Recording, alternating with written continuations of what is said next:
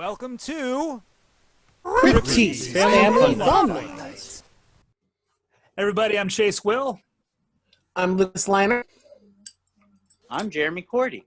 And this is Crypt's Family Fun Night. Tonight we're talking about the movie Gentlemen Broncos from the maker of Napoleon Dynamite. This is my first time seeing it. Lucas, is it your first time? This is my first time as well. It was Really? an experience. I had never seen it before. Are you And serious? I wasn't prepared at all. I've never even heard of this movie until Chase pitched it to us for the show. And a previous episode that we recorded, a little behind the curtain here, was Jennifer's Body, which I have on DVD. And one of the trailers, like before you get to the main menu, was for Gentlemen Broncos. And I'm like, huh. Those two movies Like, don't I go knew together. Absolutely Nope. nothing about it. Well, they're both 20th Century Fox. Yeah, So- I was gonna say that. I think that's why, because Fox Searchlight did that movie. I also was surprised. I didn't know it had the guy from What We Do in the Shadows in it as that. Yeah, really Jermaine Clements. copywriter. Clements. Yeah, he was Jermaine hilarious. I had to point out my fiance was watching it with me, and I'm like, "You know who that guy is?" And she's like, "Who?" And I'm like, "That's Vlad from What We Do in the Shadows." She's like, "Shut up!" Pull it up on my computer, like. She's like, For a second, I thought it was Dr. Gonzo. It kind of looked like Del Toro. But yeah, Oh, yeah, I never. I would have bought it. sort I of. never thought of it like that. Yeah. But damn, that movie was something else. I was watching it at first. I was like, what is this silly shit? It's so. Oh my. Like, the further you get, it's got heart in it. That's what I like, is it's not just a silly movie. It's got heart, and you really feel for the character, and you want him to have the happy ending he deserves, and fortunately, he does. I am so happy that you guys are giving this movie the light that it never got, because it was widely panned by critics as being just like one of the most misunderstood like comedies. And I mean, I love weird comedies that make you feel awkward. Those are my favorite kind of comedies. And this one was on it took it to a different level, to a personal Yeah. level, where you're just like, okay, this guy's definitely probably from Idaho, and I don't know what it's like to grow up in Idaho, but whatever happened in Idaho, that's exactly what this movie was supposed to be. I mean, I feel like this movie was to that specific audience, but I mean, I remember growing up pretty religious in Ohio, and now I'm back here now, and we're talking about Gentlemen Broncos, but I can remember all this filmmaker he's just so good. I mean, this is the guy who did Napoleon Dynamite, which was, you know, everybody loved it. And then the people who hated it was like, I hate it because everybody was quoting it before I even saw it, sort of thing.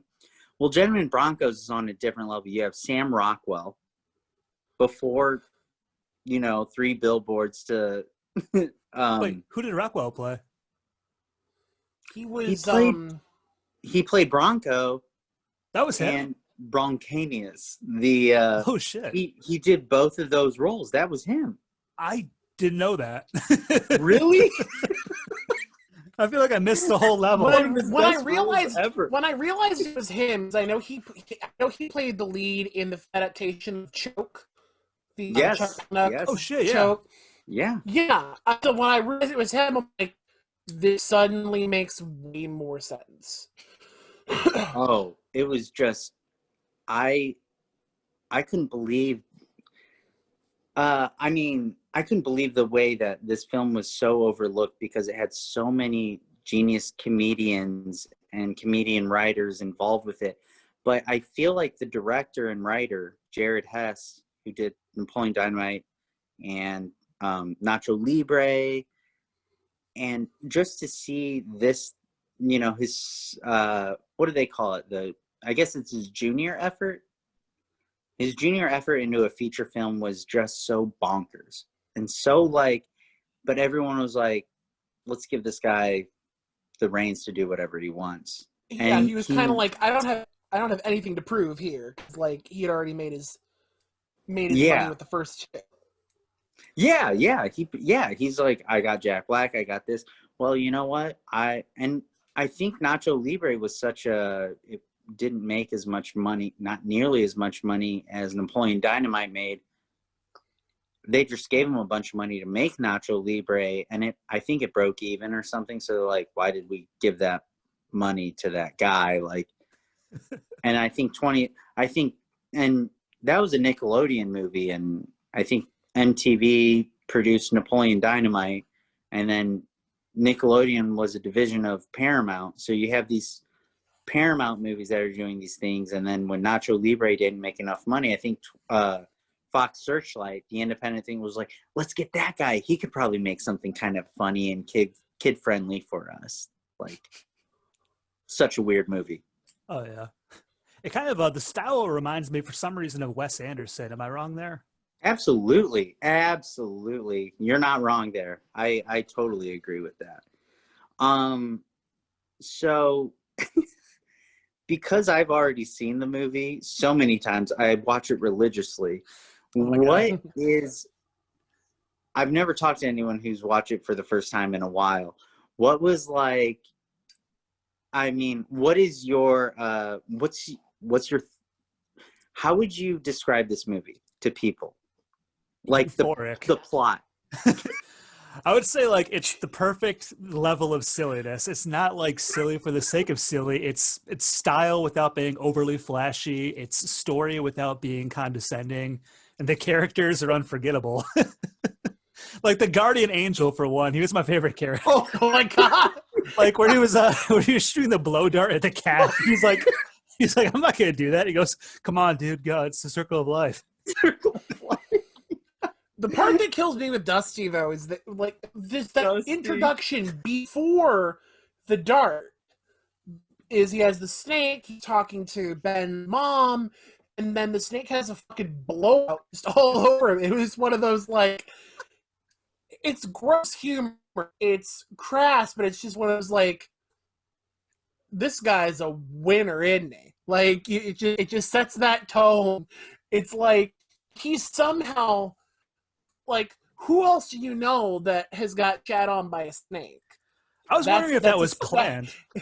That is a sentence I did not think crossed my lips, but here we are.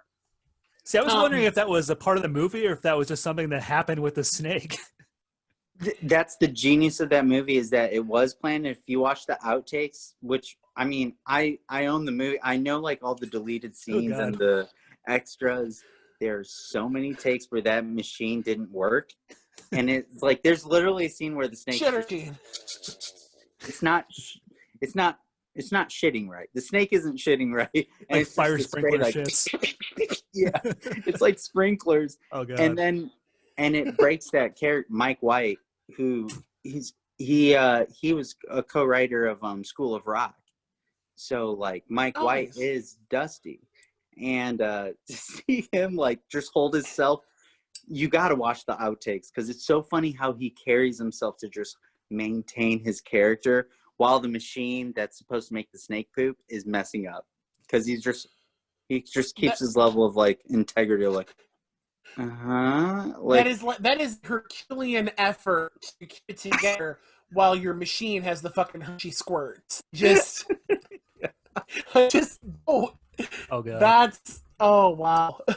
And you know what? To this day, after seeing that scene, I still never looked at what it looks like when a snake actually poops, because I know it's probably not like that. I don't think it's like that. You must have the weirdest Google search history now. Oh, you have no idea. Yeah.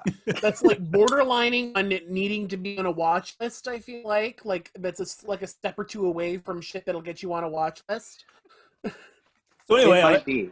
For anybody who doesn't know, Jeremy, even researching Gentlemen Broncos might be that too. That's like that. That's their main thing. It's like if they surf for Gentlemen Broncos, they're a terrorist. You get that. Yeah. It's like, you better watch out. On the list. And for anybody who doesn't know, Jeremy Cordy is the director of the movie Porky Mandy. He did the Purgation or Expurgation? The Purgation, yeah. Purgation, You were right the first time, yeah. Oh, yeah. And he's a director of really good movies. I fucking love them. They're the right level of funny. And like that's why I have to ask. I'm like, how did this movie influence you as a director and storyteller? Oh, my goodness. Well, that movie inspired me to just don't be. What I love about that movie, and I don't know if this is a good thing, but feeling uncomfortable while laughing is like, I love horror films. And so if I can find a comedy that makes me feel really uncomfortable, it also makes me laugh. Like, it gives me that same kind of like, like a jump scare where you're just like, oh, but like the thing with comedy is you can make it last longer with uncomfortability of just like, I don't want to be here. This is too weird. This is too uncomfortable. I feel bad for these characters. Like, I feel like, but like, I love that kind of humor where you're just, and what I miss about being in the theater to watch some of those movies is like, when you're watching those movies in a theater, that makes you feel super uncomfortable, but it's stylized so well, which I love about Jared Hess. When I watch Napoleon Dynamite, it's super uncomfortable when he throws that action figure out of the bus and you're like, I know that kid, or I was that kid, and I don't want anyone to know if I was best friends with him. Like, you're either going to be like, I was either him or I was best friends with that kid. And somehow like that child awkward innocence, like got lost, like with all these weird movies. But for me, as long as you can make people feel, with Porky Mandy, I love making people feel uncomfortable with puberty. Like when men and women are going through puberty in high school, and I think all these movies, they kind of exploit what, like, American Pie was exploitive, so was Animal House. I think Napoleon Dynamite and even Wes Anderson, as like you go into, he didn't make a movie about like, young kids or anything, but I feel like their style is like, if you do it so well, you can just tell a weird story. And Jared Hess did it really well with Napoleon Dynamite and with Gentlemen Broncos, of just this adolescence that was just too honest. It was just so honest and specific where you're like, should I be watching this? I feel like I'm watching someone's like awkward life or development growing up, and it makes me feel so you feel for them. And if you don't, which I think that's why the movie didn't do so well, is because people were like, first of all, nobody cared who Michael Adriano was, who played the main lead, and no one cared about Dusty, who was Mike White, who co-wrote it, and nobody cared about Jermaine Clemens, who just got off of, he's fresh off of Flight of the Conchords. He's trying to make a career.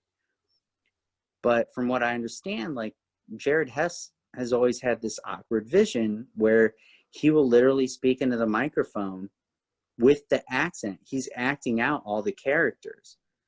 So like when Sam Rockwell is playing Broncos, when he's playing the kids version of we haven't even talked about the premise of the movie. Chase, why don't you tell the premise of the movie before I go into my take on it? So to sum it up the best I can, it starts off with a kid. He's an aspiring writer, a science fiction writer to be precise, and he's really inspired by his dad who passed away previously. And he has a story called, was it The Spice or Yeast Lords? Oh, Yeast Lords. Yeast Lords. I said Spice because the premise kind of reminded me of the book and movie Dune, and I think that's what it was supposed to be reminiscent of.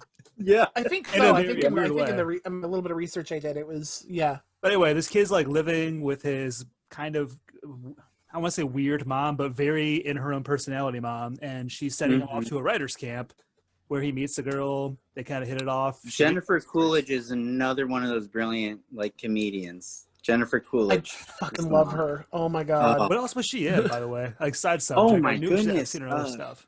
Legally Blonde was like her big role that like, but she's been in like all of Christopher Guest's films, like A Mighty Wind, and she's in all those like mockumentaries and stuff, but she's also Stifler's mom from American Pie. Oh Jesus, yeah. She's Who the was milk. Legally Blonde? Oh shit. Oh, she was the one who said I could use a hot dog real bad. Yes, yeah. For some reason, I don't know why. I always thought that was Gina Davis. I don't know why. I was wrong. that would be much taller. No. She's like insanely tall. Jennifer Coolidge is so funny.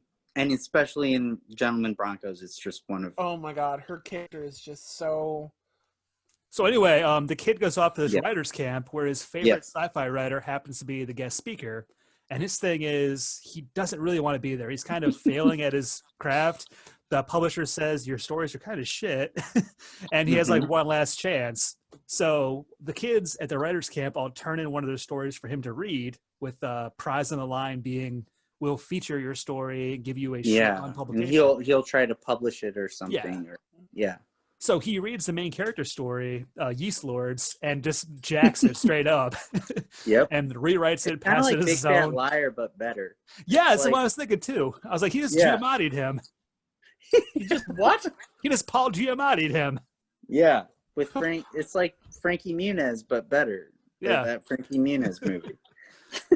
So anyway, like the rest of the movie, after that, the kid he meets on the way there, the girl, they're producing weird indie movies. Oh, yeah. And the guy who played Skeletor from Nacho Libre is Lonnie Donahue. That's the same. It's the same actor That who played El Skeletor. Do you think he was supposed to be a stand-in for the director of the movie? Because he makes really weird movies. He does. He really does. But no, they don't look anything alike. But from what I understand is Idaho does have that kind of, they have like half Hispanic, half white culture. It's like Midwest and Mid-South. I don't know what to call what kind of culture is over there in Idaho, but yeah, he's very focused on how the haircuts and the costumes and everything, all Idaho inspired. If you go to Idaho ever, just to pass through, if you're going somewhere else, which is normally why people go through Idaho. I'm sorry, Idahoans, if you're watching this, I love you guys. You delivered one of my favorite filmmakers, so this is no diss, but what I will say is if you drive through Idaho ever in your life, you will see Gentlemen Broncos or Napoleon Dynamite type characters. It's just a fact. At one of those last chance general stores between the 70 miles of highway. Yeah. Unless you drive through the tiny part. There's the tiny part of Idaho. You know that little tiny, the little sliver, like on the north. Yeah, the north spot. It's like, yeah, we're just driving through. I drove through that. I remember when I was 17 years old on a road trip, I drove through Idaho and we played football with a bunch of strangers while we were filling up our gas because we were bored. I'll never forget that. Nicest people ever. Super weird that they had a football with them and wanted to play at a gas station, but maybe they were like trapping teens, thinking, "Hey, we got a football. They'll come play. Why don't you go sit in our car while we pump the football up?" Well, you know what? I was under 18, so any age would have been okay for me. I mean, wait, that sounded terrible. Anyways, any age over 16 maybe would have been okay with me because I was 17. It was one of those in-between moments. Anyways, moving on. I think we're cutting that one. So anyway. Yeah. So in the movie, this story gets jacked twice, and he doesn't even know it. The first time it gets remade, they buy the story from him, but the check doesn't cash for another year. Meanwhile, he's got his family is like bust broke. Like he has to sell popcorn balls for his mom. She's an aspiring. Like, it's almost so funny you can't make it up, but somebody managed to make it up. And no one had the fucking nerve to tell him that he's selling popcorn balls in scrotum plastic bags because there are two and they are sagging just right. I saw the movie had like a lot of testicle references too. Like first of all, in that scene where the kid's imagining the Yeast Lords, the guy's testicles getting removed. Took my nads, Dennis. Oh, yeah. Dennis. His name's Dennis. Which is like the worst evil villain name ever. Like you're gonna name a villain, but Dennis the Menace. It should have been Dennis. It should have been Denanus. That's true. You're right. Denanus. Oh, Denanus. Oh, that's on the right subject there. of that scene with the took my nads, Dennis. It took my nads. uncontrollable. Yes, he had. But I was uncontrollably laughing, and am officially stealing the insult, "Eat the corn out of my crap." Oh, I was just gonna repeat that. It's just, You can eat the corn out of my crap, and then bam. it's like, it's tame enough you could hear it in like middle school. Like, it's not, it's crude, but it's not like vulgar. But it sounds like a juvenile enough insult, but it's actually like, oh, okay. I like too. You know what's funny? My high school mascot was a bobcat, and the fact that the bobcat was always featured in that movie was just like, whoa, what's going on here? This is a little too close to home, where a bobcat is like jumping through a window and killing people. Like, that was my high school mascot. That whole scene was great. I like when he's escaping, he grabs his testicle and then grabs the rest. And then he grabs the rest. He's like, maybe I'm just gonna take this just in case. Those were my spare nads. Yeah. And the story also has like, what is it? It's like deer with machine guns on them. Like, battle stag. Oh no, they're called surveillance doves. The surveillance. So my favorite. And who adds the Cyclops? Were the Cyclops already in the kid's story, or did the author add that? No. They were in. They were the Dune buggies. Like they were in both. They were in both. Because they were okay. What's so fun? I love so the adaptation. It gets adapted by the kids. So you're watching the Broncos story that the kid wrote. This is what I think is so funny about the script is like, you're watching like, oh, this is like something that a kid wrote. And then you're watching some guy that like, the second one is the author who steals it from the kid. And you're watching that adaptation, which is, Chevalier. Who's this weird like guy, this British guy who has some connection with Native Americans for some reason. He sounded, the character sounded like he had something like stuck in his throat the entire fucking time. Wait, is it this or is it this? So what is that weird? Oh yeah, the sci-fi thing. The salute. It's funny because he sounds just like every other sci-fi writer I've ever seen. The mammary cannons, when he's like, oh my, watch those mammary cannons. I'm like, freaking cannons attached to their freaking boobs. Like, I like when he's explaining that, he's like, on set of the film, I didn't want anything to be fake, so I had a friend of mine from MIT design the mammary cannons that actually fired.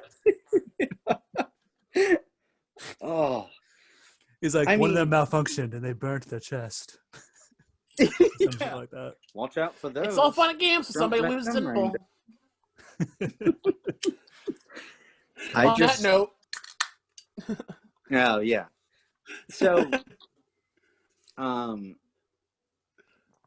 reason why I know that a lot of people they haven't seen that movie. It's really hard to find sometimes. It was on HBO for a while, and then before HBO Max came, but I knew about that movie because I was just such a fan of Napoleon Dynamite. I followed Jared Hess's career for a while. And when that movie came out, everyone hated it. Every critic was like, this is the worst thing ever. One of my friends who I really looked up to was like, don't bother watching it. And when I watched it, I loved it. I was just like, who didn't like this movie? This is just so weird and funny and inspiring, and like it didn't make sense, but like in a Wes Anderson, what Chase had to say was like it is very Wes Anderson, but like also like it's like if Wes Anderson was a 7-year-old kid, because Wes Anderson is an adult and he talks about adult themes in his movies, where you can watch a Jared Hess film and be like, well, he shoots them the same way, but he also speaks towards like, he's not above like putting like a weird, like that lotion scene where the girl's like having her hand lotioned in the bus, and they're like, and he's just like eating chips and saying, what the hell? That was just weird. It's so weird. I'll take moments that made me want to crawl up my own ass and die for $1,200. It was just we're literally like God damn it. What's worse is I have earbuds in, so it's literally right in my fucking left ear. So thank you for that, asshole. But like I was watching it with my fiance, and just like she's usually one for cringe humor, so I'm like, okay, she's gonna enjoy this. Yes. No, it was just one of those like, why the fuck are you watching? I'm like, it's for the podcast. She's like, are you sure? You stumbled on that part of the internet. I thought that was funny. Like the kid's mom, he's like, "So will $3 be enough for him for the weekend?" He goes, more like 40." Oh, like 40. Oh, the kid gives like all of his money. The kid gives like all of his money to the first girl he meets. Oh, to Tabitha. Oh, yeah. She was. Oh, such a funny character. Even when at the end of the movie, when he sees what was happening to his movie and he barfs and then they kiss, it was like that was puke chunks in his And she's like, I realized that what we had in the movie was real the whole time. It's like she's living in her own little weird world. Mm-hmm. That's and everyone is. But I will give that movie that is that's such a good point. I never thought of it that way, but it's about everyone who is living in their own little weird world in that movie. It really is. And they're all living in their own thing. And the kid who gave everyone this great story, who put in the work to write, no matter how weird it was or no matter what it was, everybody was like, hey, this kid wrote something. None of them wrote anything. They were just like, well, I could steal that. I could do that. I could do better. They were all inspired by this weird little kid who wrote a weird little story, and it was interesting. But it was at the end of the day, I think what the movie was at the end of the day to me was this kid trying to reconnect to his dad. Yeah. And as weird as the movie is, and it's hard to connect those dots, but you really see like he's just connecting to his dad who passed away. Like, and everyone is taking advantage of that story or whatever. That's the heartwarming part of it. As weird as the movie is, I don't know how I got that from that movie, but I did get that. Because you listen to the music and everything, and it's older music, like you're listening like, oh, I bet that, the soundtrack to this movie is probably that kid's dad's music. It's not his music that he listens to. It's probably his dad's music he grew up. Yeah, it's like his dad's vinyl collection that he saw like was little. Yeah, it's like that Guardians of the Galaxy thing, where. Yeah, I wouldn't have thought of that. That's how I felt. I mean, and it was, and I don't know the filmmaker or anything, but like I would assume that Jared Hess's dad may have passed away at an early age and probably listened to that kind of music, and maybe he was it might have been more personal of the film than we think, or maybe his dad is still alive and he's just a weirdo from Idaho who's a Mormon. I don't know. Yeah, I saw online somebody said too, it's like you can watch this movie over and over again and still catch new things every time. Oh yeah, I honestly like, when Sam Rockwell takes that when he's Broncanius or whatever, the guy with the flamboyant butch hair blonde guy, yeah, he's like, and he's trying to taste the yeast. He's like, it's a good fungus. It's got yeast-like properties in it. Let's test it out. And he just starts jumping around like, he's like, oh yeah, it's working. And he's just like jumping around. I'm like, what the hell is this? Like, I wanted to see that movie. I would have watched that whole movie. Like, it looked like a kid's version of the movie Heavy Metal. It's like such little going on, but it all looks awesome. I saw the flying stags with the machine guns. I want to see that animated now, like actual, like like cell animation like that. Oh my god. Oh, I think what's great too is like the kid's journey from writing about a hero to actually being a hero at the end. Like yeah. Oh, when his mom goes to that guy's big mansion, he's just straight up about to take advantage of her, like go to my bedroom and undress to your level of comfort, in exchange for him carrying the fashion line. The kid like steps up right away, like, "Hey, get out here and fight me!" Oh, that's, and then dude that pulls out a was so fucking good. gun. I'm just Yeah. like, whoa, we have like Yeah. that And escalated. he has Well, that that, escalated like, quickly. He has that bowl of bullets that he that dad just goes in I that just- bowl of bullets. And he just in case. It's like Just bullets in like case. candy. Yeah, it's like a That was bowl of candy, hilarious. but it's bullets. And he starts shooting at the Why? kid. Like, and, what is this? What is this Tony Montana shit here? Like, that's like, Yeah. what I expect from like Scarface or something. it was like what? Idaho. It was like Tony Mon Idaho is what it was. It was just like, what is going on? Like, So I and feel all like, he did was disrespect the kid. in But that it was guy's like world, as soon as he saw his mom upset, he just stepped up. Oh, and yeah. was like, because she cries throughout the movie a couple different times. I feel like she's always Yeah. in pain, but she's kind of covering it up for his sake. yeah, She's there as a mom always. Like even though she appears kind of weird, I feel like she's constantly trying to put on a face where she's this yeah, fun character. yeah.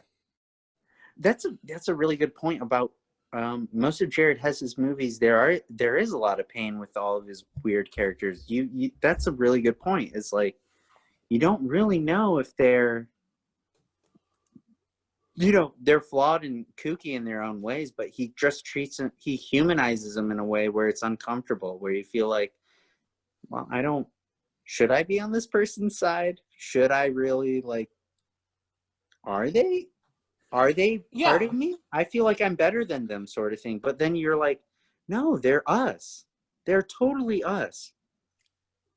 I feel like that Yeah, kid, like in the first. he kind of like represents, I believe, like every kid who's ever had a dream of making anything of himself. And he's trapped in this little town. Like, he's probably not going to get out. But he has this dream that every kid has of like, I'm going to make it big someday. Not even for the money. Like he has something meaningful to do. Yeah, just like he wants to tell his great story. And then the author, he's like, it doesn't matter about the story. It's the money. People will not remember your art. Yeah. People will remember your money.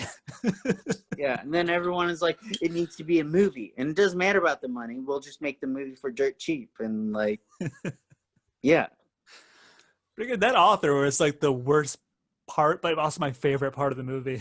Like, he was just hilarious. Oh. I like in the store where he's about to get, well, I'm going to spoil this just because. Oh, yeah. I mean. Well, I'm not going to alert. spoil it. I'm going to say at a certain part of the movie where a certain character gets a comeuppance, he tries to bribe the kid in front of a crowd, right on the spot. That was hilarious. That was good. Just tries to cover his own ass in the worst way. And the kid just beats the shit out of him. With the pillow that looks like It looks like a dick. balls and dick. That was a cock and ball pillow. Straight up. Please put the pillow away. He's like, take the boy. Get rid of He's him. already Show dead. mercy. Yeah. Leniency. There's always leniency.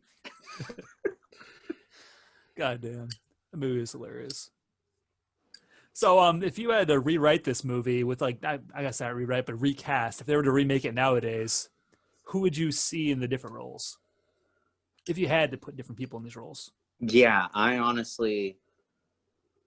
the reason I recommended this movie is I just don't think anyone else could have done it better.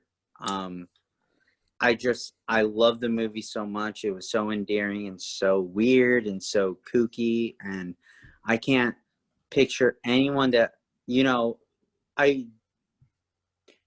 Michael Cera probably could have done that role that Michael Angiano did, but I just don't think he would have had the heart that Michael Angiano did, the main character. Yeah. I think he did such a good job in that. I'm probably butchering his name, but I never learned how to say it right. But I followed his work since, and I'm like, oh, this guy's really good. He's a great actor. See, I remembered the name, and I think he was in, I think it was Disney's Sky High, their little superhero movie they did. So good. Such a good movie. I love that movie. Super underrated. Sky High. Super It was a underrated. Disney Never film from saw Sky High. 2007, 2008, but no, Michael Orangano, the Bruce one that plays Campbell. Benjamin. Bruce is the Campbell lead in that. Yeah. He was so good. It's Kurt funny. Russell, Bruce Campbell in another movie again. It's so good. In this podcast so far, we've Wait, mentioned Shark Boy, Lava Girl, and Sky High now. Wait a Shark minute. Boy and Remind me Yeah. who Bruce Campbell was. Are you fucking kidding me? Who's Bruce Are Campbell? you kidding No, me? in the movie. I Oh, fucking know who God. Bruce Campbell. Oh, he's the coach. He's the Lucas, coach. you were this close to being fired. He's the gym teacher in Sky High. Everybody just about saw me get fucking almost fired here. He just lost every fan of the I podcast. about They're got just my like, fucking walking "What? papers. Our credibility just went Lucas poof. doesn't know who Bruce Campbell is? We're This done. dumb motherfucker. The chin, Lucas, the Sweat chin. not shirt. How dare you? No, Bruce Campbell's the gym teacher, the gym coach, who is Kurt Russell's old friend. Like, they have a little bit of a rivalry, but yeah, Bruce Campbell's in a big chunk of that movie, and it is, I mean, he's the reason I started watching that movie. And then Kurt Russell was great in it, and Oh yeah. you have a lot of, if you've seen Succession, there's an actor in Succession who plays like this awkward, like nerdy kind of guy. Seeing him in that role, it's really funny because you can totally see how he landed the Succession role, like, 15 years later or 10 years later. He's just the perfect kind of like awkward character that you haven't seen, but is also got a little bit of confidence in him. Yeah, Succession on HBO is really good. From Sky High, I'm trying to connect the dots from, 6 degrees of yeah. I'm doing the 6 degrees thing. that movie, Mary Elizabeth Winstead, I love her. Like, she's the villain in it. Like, that movie's just like, you can't go wrong with Sky High. I watch it and I actually laughed out loud this year. Like, being like, why would I laugh at a kid's movie called Sky High by Disney? I felt weird, but I was like, this is so good. It's so funny. I remember going to see that in the theaters. Like, my mother took me to see that, and we wound up getting gift cards after. Not because the movie sucked, but there was an issue with the projection. Like, the images at the end got like really blurry. Oh. And so, like, enough that you could see it. Didn't taint the entire experience, but probably some fucking Karen like complained about it or whatever. And like the manager was outside the theater, outside the auditorium, and was handing people like vouchers. Like, we're starting to Jordan happen. put like dicks in the movie with the cigarette. That burns. sounds like like Fight Club. There's too many dicks in this kid's movie. What's going on? Somebody, you got to teach him somehow. I mean, look, Shrek got away. Shrek got away with saying "fuckwad" without saying it. Yeah. In the Cinemark 5 in Bowling Green, Ohio. That was the theater too. Well, there you go. They always had those issues. I will say that. There's a reason why I was like, you can just pay $3.25 to go see this movie, and then on the weekends you can pay $2. Dude, my favorite experience there was seeing the first of the new Star Wars movies. What was that one called? The Force Awakens. Phantom Menace. No, the Force Awakens, the new trilogy. You saw that in Bowling Green? Yeah. Anyway, I did too. What was that like? But that was hilarious because the movie, it was the midnight showing or the 7 p.m. showing, I guess now, because 7 p.m. is the new midnight apparently. But it was filled to like capacity. That's LA's fault. Yeah, you motherfuckers. That's the West Coast fault. Anyway, it was like filled to capacity with nerds in costume, like ready to see Star Wars. They're so excited about it. And the movie started like in the middle. Apparently they started at the wrong point. Put the wrong reel in? Oh no. And like every nerd there was like charging out of the room, like with lightsaber in hand, ready to march up front, like, they put the wrong reel in, they put the wrong reel in. And somebody finally yelled, "Shut up, nerd." Is this the most hilarious thing? My experience with that is, and I don't know if I might have been at that same showing. I don't remember that, but what I do remember is we were standing in line. My friends and I that I went to see it with we got there early as shit, like too early, honestly. It was like a Saturday 7 p.m. showing. Went there right up front, one of my coworkers, one of the chefs, I worked in the student union there, and so one of the chefs was behind me, so we're like bullshitting with him, and the line's just The student union in the BGSU college campus? Hell yeah. All right. Nice. Love it. Yeah, I did my time. And we don't talk about it. But so the line's like growing and growing and growing, and the fire alarm goes off. Woo! And we're and like everybody's like, do we move? No, you go in. Or do we continue to watch the movie? And so me, like 19-year-old me is like, it's a trap! And like everybody lost their shit. And they're like I'm getting applauded. I'm like, I'm just being an asshole. I'm not trying to get attention, but it's like I see the opportunity. I'm going to take it. I've seen so many shitty movies at that theater. Like I saw Batman vs Superman in that theater, and I've never seen people boo a movie until that one. Like we get to the end, we get to the like last second of the movie where apparently, spoiler alert if you haven't seen it, fucking Superman's definitely gonna come back in the next movie. You know, it's like the last image you see, and there's just dead silence. Nobody's happy. Somebody stands up and goes, "Well, that was a waste of time." the general consensus. Oh man! Like that dude said what everybody was thinking. Yeah. Like the versus part of that movie lasted all of 10 minutes. It was like a convoluted way of getting there. My God, like I'm sure the extended cut is probably better, but I'm not going to invest the time. It really is way better and gives a lot of context of why things were happening with why Superman hated Batman. And so the theatrical release was like, let's hate Superman. Superman sucks. Like, let's kill him 3 times. And then you're like, but when you watch the extended cut, I will give Zack Snyder this, is that he did give Clark Kent, I guess is what you could call it, but Superman his due diligence of like why he didn't like Batman, because they really established him as being Captain America, but it's like also like, well, you know what? Give him like a couple of movies to build that tension. Don't just cram it all into one movie. You know, like Marvel did a great job with Captain America and Iron Man. You could have done the same thing. Superman is Captain America and Iron Man is Batman. Why didn't you build a couple of movies and just make a shit ton of money and then make Batman versus Superman? Yeah. Or don't even make Batman. Who gives a shit about that, man? Nobody wants to see Batman fight Superman in a movie. That's just a dumb movie in itself. It's like, yeah, Superman would kill him easily. He'd kill him twice over.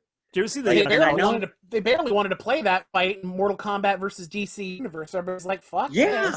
Yeah. Thank you. He's got laser eyes. I enjoyed that game, but come on.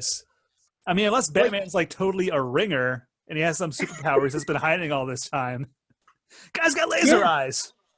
He's just like, hey, surprise, I'm actually from Krypton as well, and you can't kill me.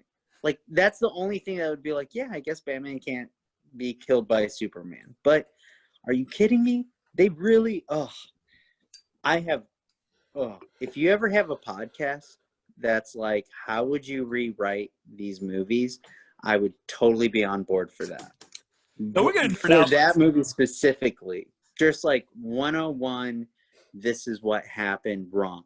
And don't make this mistake again. Just to inspire several other screenwriters who are writing for big Marvel or big DC movies that would be like, you know what you could have done to fix this movie? This. Marvel, they're okay because they've done a couple of things. And honestly, my only problem with Endgame, and we're getting off Gentlemen Broncos right now, but I'm just, this is just a tangent right now.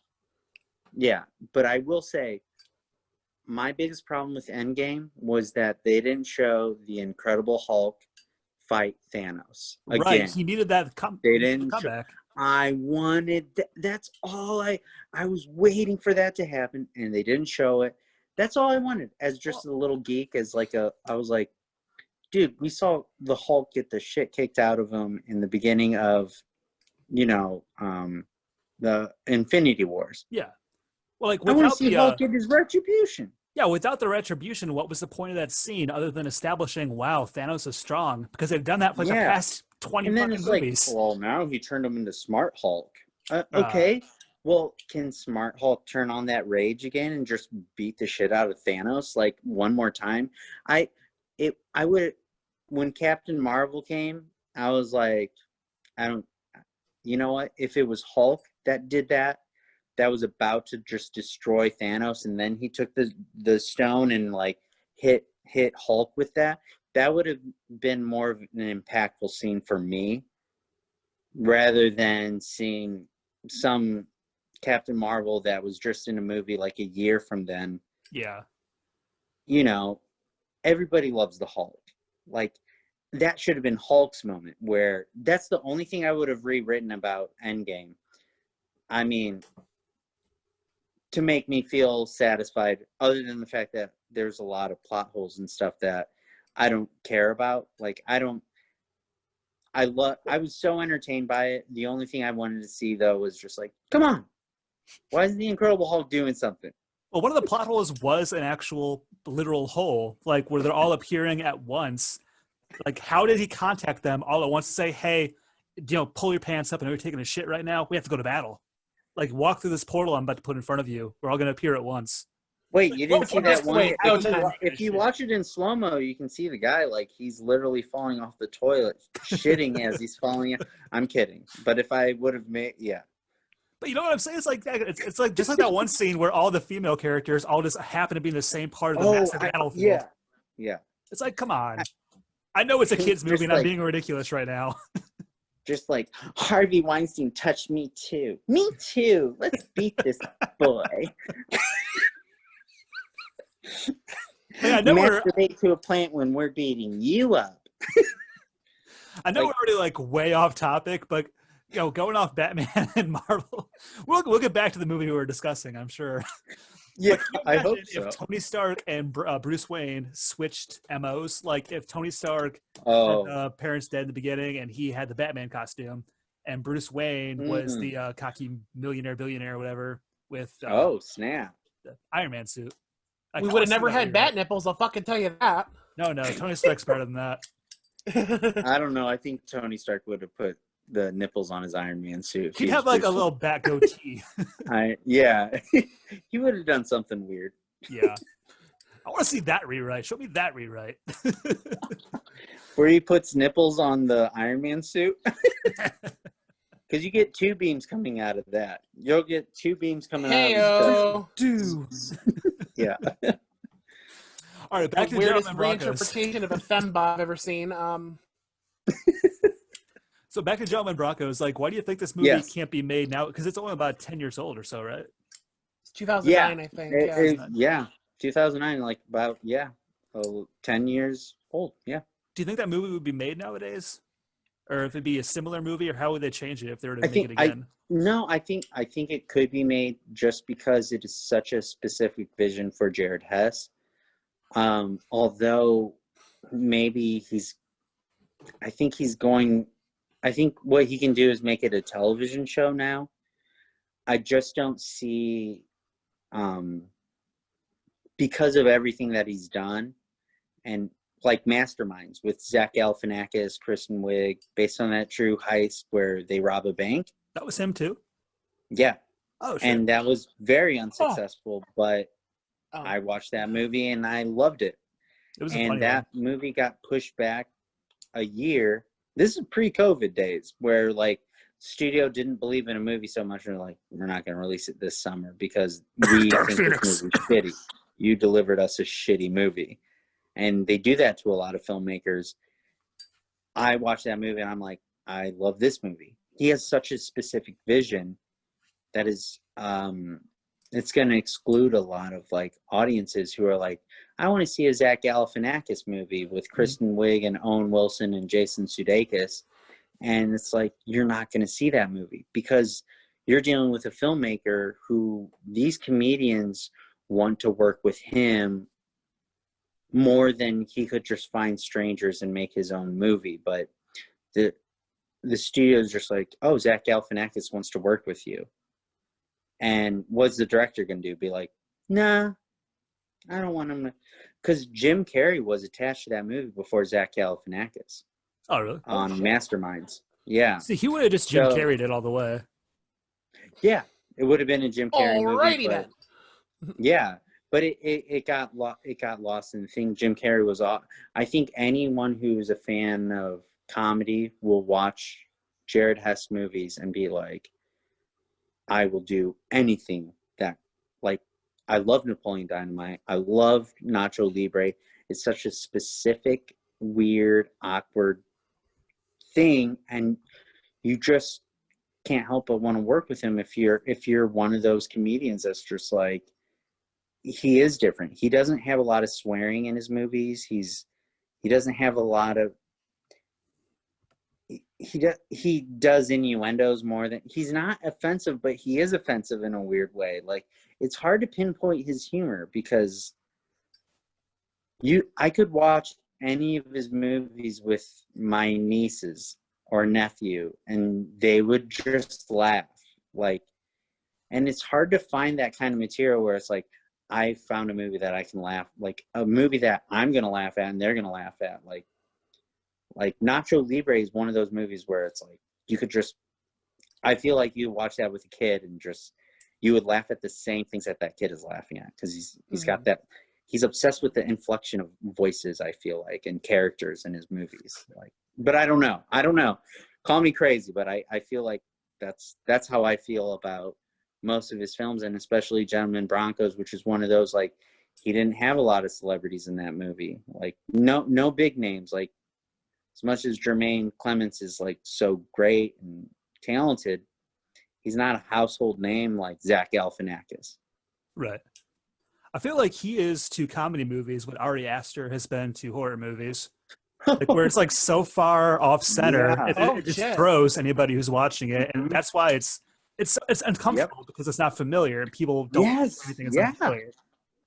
Oh God, that's a fucking great comp. Yeah, that's a great comparison right there. It's almost an uncanny valley kind of thing where it's like, do these people like are these people like real people? Like, nobody really acts like this. Like, it feels so out of hand. Like, we all know the kid that like wrote stories and shit. Yeah, that was me. I'll just be real. But like, it's all three of us, dude. True, but like, rarely is that kid also like biggest simp to ever simp, which I feel like Benjamin definitely was. I'm sorry. Yeah, I love the kid, but like, oh well, didn't have any pads, so I bought some treats for my friends, and it's like, you didn't at least give him like a fucking bag of chips, like, girl. But like,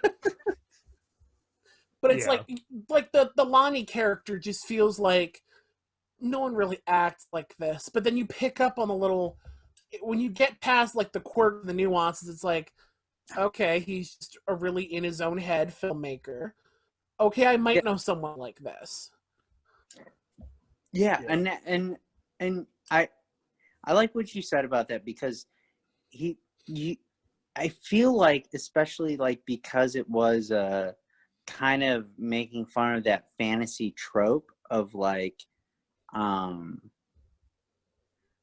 feel like if any of you have ever played Dungeons and Dragons or anything, or any of like those like games where you try to act like a different character or something, this filmmaker is exactly like, that's the way he directs his films, is just like, okay, well, you're playing this character and you have to talk exactly like this. I think he's one of those filmmakers that's like, well, you're going to have to be like, ooh, I don't know what you're talking. Like, I feel like he does the voices for them.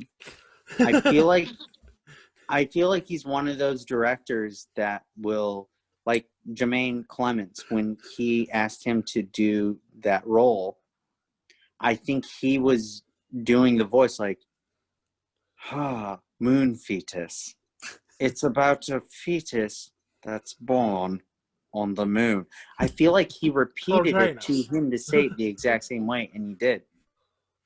That's what I think he's one of those directors. that's one situation where I feel like the actors would be very comfortable being given a reading, because I know sometimes like actors hate that shit. Like if you give them a reading, they're like, "Let me do my thing." Whereas this Yeah. movie, it's like it absolutely works. Yeah, and I think it's completely his vision. I really think it's completely his vision.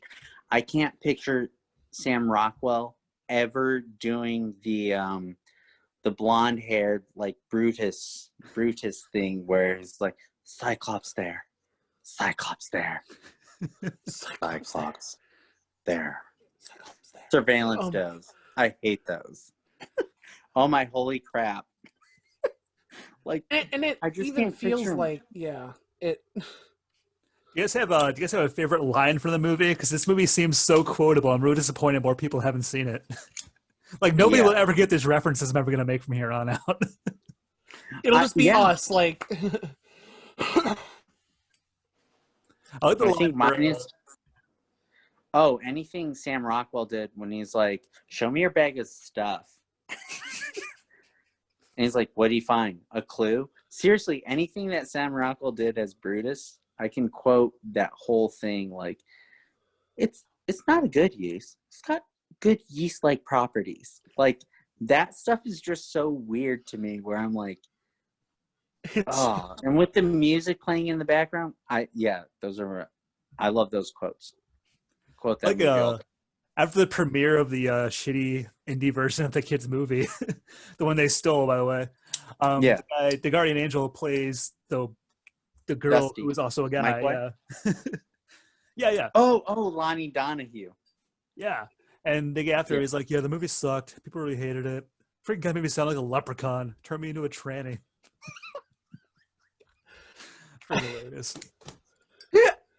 I think my favorite line that was like, I don't know how quotable it is, but it stuck out to me, and I still find myself like thinking of it and giggling to myself like a fucking idiot.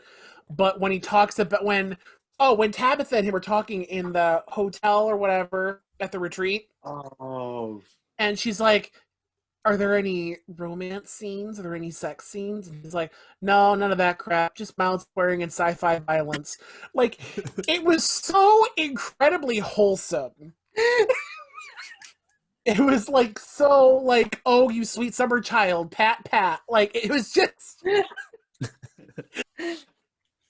I even put in my notes. I was like, mild swearing and sci-fi violence should not sound wholesome, but it kind of do. Oh, it's funny too. Like speaking of the sci-fi element, like so specific. They really did nail the sci-fi fantasy crowd in those convention scenes where they're asking the questions like the song that the character sang in a different language. It was so... He's like, "I cannot say it in the language because it's unperceivable to human ears, but I can tell you the translation." It's like that kind of shit is exactly what happens at conventions. It was the most pretentious, like, name 3 of their songs kind of bullshit. Well, it was a song about tits too, wasn't it? It was about and stuff like that. Like the way he delivered it though, it was fucking hilarious. It was like almost locker room talk for nerds. Like, I don't understand. Mm-hmm. And then that girl comes to his table at the end saying, "I just wish I could get inside that mind and just explore every nook and cranny." He's like, "Believe me, you don't." It was like... It's like, goddamn, like we've all heard of those fucking people at conventions. The ones that are so up their own ass. Yeah. It's like we've all seen that. Even when he's doing that class, and when that little girl's like teacup. Troll ho. Yeah. Like it was just so, watching that film, and I regret like not watching it in theaters, like because everyone was telling me it was so bad. I was going to drive up to Michigan to watch it because we didn't have an independent film in Ohio when that movie came out. It was I had to drive up to Michigan to watch that, and when it came out, it was such a disaster. It came out like 3 months later. It was one of those movies. I rented it, and I was like, how did everyone just not care about this movie? I thought it was just so endearing and so lovely, and I really encourage, and I I'm glad that you guys. I don't know. You guys liked it, right? I really enjoyed it. Like I really did. It's something I wouldn't have seen otherwise. I'm really glad you recommended it. I would never in a million years have No, ever seen that. I echo that completely. It was, I would not have given a rat's ass about it were it brought attention. Then, like I say, as if the fates were like, you need to see this shit. The Jennifer's Body, like the trailer on that DVD. I'm like, all right. Yeah. I need to watch. Yeah. I need to rewatch Nacho Libre now too, because I remember that movie when I first saw it as a kid didn't really hit home with me. But I feel like if I watch it again, I might appreciate this guy's work. Yeah, he's definitely one of those, like, definitely you hit it on the nose with like him being inspired by Wes Anderson for sure, but he also has like this, he's like, well, what if I wanted kids to, because I think if kids watch a Wes Anderson movie, they're not going to be excited about the symmetry that's used in a lot of the shots, but I feel like he took that kind of professional, like, oh, I'm going to shoot things like this, but I'm also going to make fart jokes or whatever for kids, and kids will probably watch and be like, this is they don't care about what that movie looks like, but oh my god, he's just as good as Wes Anderson in terms of like letting the camera show us what we need to watch. Yeah, I feel like it's also, for as silly as movie is, it's not something you can watch passively, and that's what I like about it. The humor isn't something you can just have on for background noise and still get the humor. You have to watch the movie. Yeah. If you like, and which is also like, which is sad because you want to show kids. I think kids nowadays, especially with being in Ohio recently and hanging out with like all my nieces and nephews for the first time in a long time, seeing them and what they watch is completely like, I have a lot of catching up to do, because I'm like, what? You watch this? This doesn't make any sense. Give us some examples. It's like all YouTube videos. Oh, they love YouTube videos. So they like to watch people watch movies, or people watch video games, playing video games. Those stupid reaction videos? Reaction video. They love watching that. And I'm like, okay, all right. I guess that's cool. But, anything that's void of conversation, I feel like that's what kids like to. They don't want to have a conversation. They don't want to talk to anyone about anything. They want to watch and experience their own thing when they're little kids. And I thought about it. I was like, I didn't have to show my parents Independence Day when I first watched it. I just watched Independence Day, and I was like, I need to watch that again. I don't care if you want to watch it with me or not. I just want to watch Independence Day. It's funny too. Like, I keep kids nowadays like desensitized to movies. Like, you show them something. Like, I showed my little brother the movie Terrifier. Have you heard of that one? Katie. Yeah, I know that one for sure. And Katie Cachone, who's in the movie, the girl who gets tied up, sawed upset. She was in Return to Nukem High Volume 2. Yeah, she's the star of that. Yeah, Dylan, who was on the podcast previously, knows her from that movie. Oh yeah, Dylan Rosenberg. Yeah, he was in that one too. But it's funny because our next guest, actually tomorrow night, is Art the Clown from Terrifier. Oh hell yes! By the way, he's doing that sequel. Oh yeah. No spoilers. All right. I thought it was funny. Like, I showed my little brother the movie Terrifier, thinking this is gonna scare the shit out of the kid. He's gonna shut up about never seeing any new movies, because he's like, I've seen everything. I show it to him. He's fucking yawning. I was like, dude, a girl's getting sawed in half on screen. He's like, yeah, but it's fake, whatever. It goes off to watch his YouTube videos and shit. Like, see, kids. I mean, there's a whole. But you know what? I know that it's a personality type. It has nothing to do with generation type. Because there will always be people who will watch John Carpenter's The Thing growing up when they're 6 years old, because they're going to have crazy uncles or dads like us that are going to be like, you want to get really fucked up? Watch this. And then they're going to be like, huh? You'll never trust your friends again. Yeah, yeah, exactly. Like, you know Show your what? kids the Changeling when they grow up. Yeah. They're gonna be like, whatever. I saw Scream, Dad. I'm good. Or I'm like, which Scream? The one on MTV. Oh, the television show? How dare you? That's what's happening. That's what's satirizing our, like, do you remember, like, this is what I worry about. On another tangent, by the way. It's okay. But I think we finished Gentlemen Broncos. We can all agree that everyone should watch it, right? Oh, hell yeah. Yeah, Okay. absolutely. Yeah. So, with that said, now that we're talking about horror again, because I did have a horror podcast for a while before my computer broke down. I'm talking to you through an iPhone, everyone. I was actually at the podcast. Yeah, I know. That was a great episode. That was Everybody, fun. yeah. Anyway, back to what you're saying. Sorry. What I will say is there going to be a generation of, like, when we grew up, we didn't grow up on a lot of remakes. We kind of, like, we were already grown up when the remakes started happening, but we did have the sense of, like, oh, that's the original. Like, we were just like, no, that's the original. And that was the thing that we were like, you think that's scary? Watch the original, sort of thing, or watch the first one. Like, you know, Freddy and Jason, they all had their sequels and everything, but, you know, as you got older, you were just like, you could always go back to the original and be like, whoa, this is crazy. I don't think I will ever understand what it's like to not, like, have that. Like, I think Hatchet might have been one of those first experiences, like, oh, this is going to be like another one of those, like, oh no, Saw.